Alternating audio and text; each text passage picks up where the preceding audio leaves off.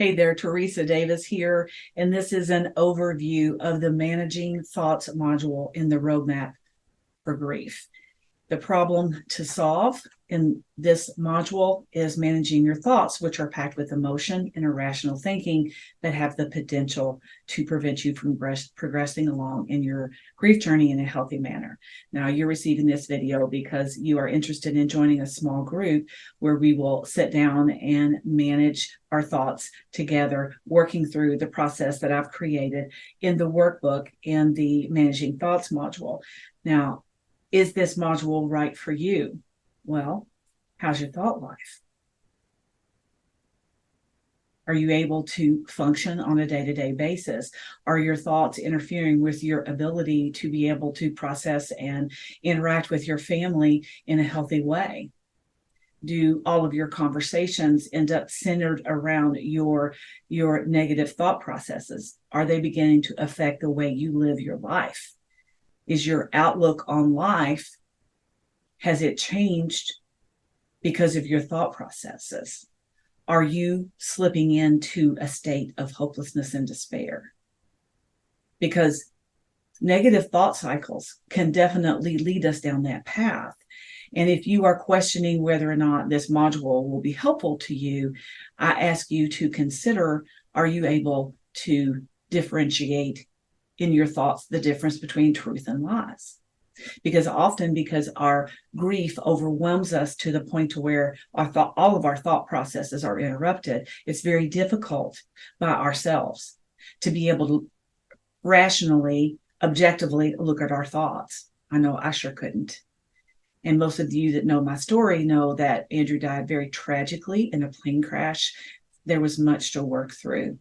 Here I am 4 years later, and I have been able to manage my thoughts in a healthy way, and I want to be able to help you do the same.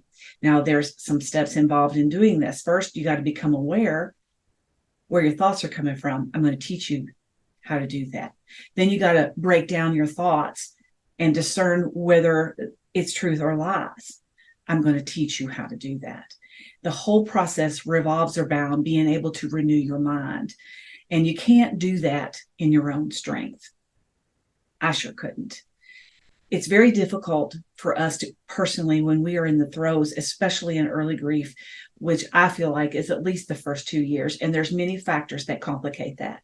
And one of those is how your loved one died. There are many factors that are involved in how you process your grief. And if you've got those extra layers of grief with sudden death, suicide, if you're a caregiver, if you've been a caregiver for someone for a long period of time, all of those add to additional layers of grief. And so it's very difficult for you to be able to objectively look at this and say, oh, well, that's not true.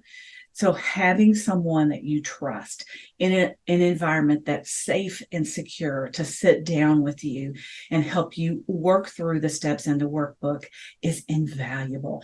It will allow you to get to a place to where you experience freedom from those destructive thoughts that are just weighing on you every day of your life. Now, if you decide to join this small group, I'm capping it at the max of 4 people so that during our workbook time together, we'll be able to individually work with each person and help you manage your thoughts according to this 4-step process. If you would like to do so, I will give you instructions on how to be able to access the module. Now, this is the live guided portion of the module, so I'm reducing the price for those of you that want to join in this small group setting. I'll send you a code that is linked to your name once you message me, either direct message me or email me and let me know that you're in and you want to participate. Now, there'll be some requirements before we meet, and I can go through all of those details before we actually meet. Once the group is formed, we'll come up with a date that all of us can meet for our time together. But you will want to have watched the video and at least looked at the workbook and gotten familiar with some of your answers so that we can really hone in them in a real specific way during our time together. I hope this helps you be able to make the decision to be a part of this small group. I'm looking forward to meeting you. I want to help you. It is my heart's desire there to be able to help you grieve in a healthy way and experience the freedom that comes with the peace that's not within our own understanding. I look forward to hearing from you. So bye-bye for now.